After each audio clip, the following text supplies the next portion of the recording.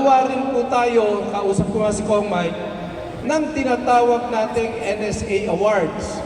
Nalimutin na nila po sabihin ni Congressman Mike kanina, pero sabi niya, sabihin ko na kasama sa batas na binabago ng ating pamahalaan, ng ating mga legislators, ay ang batas na pag nanalo ang atleta ng medalya at merong reward at award ang atleta, magkakaroon na rin ho ng award yung NSA.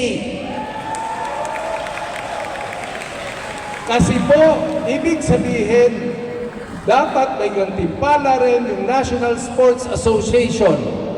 Pinupush na po natin yan. Okay. Hindi po Pasko na, di ba? Pasko na po.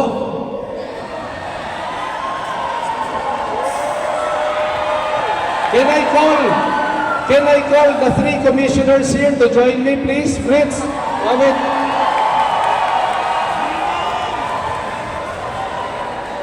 Pasko na po, di ba?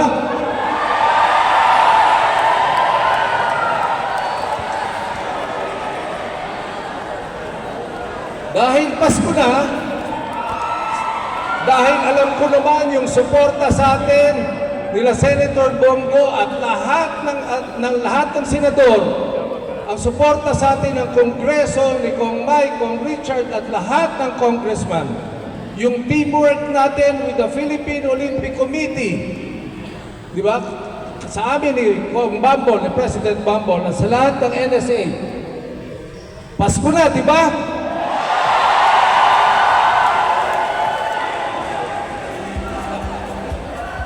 Announcement number 1. Lahat ng atleta at coaches, dadagdagan namin ng tig 6,000 pesos ang allowance nyo.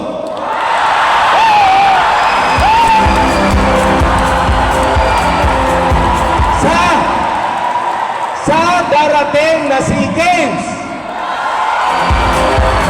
Kasi, alam nyo po, binigay na natin yung 5,000 monthly. Nung pinatingnan ko yung allowance nyo sa SEA Games, sabi namin nila Attorney Iroy at ng mga commissioners, dagdagan pa natin, ipapasok yan sa Maya account nyo. Kung wala kayong Maya, sorry na lang. Okay. Pasko na, di ba?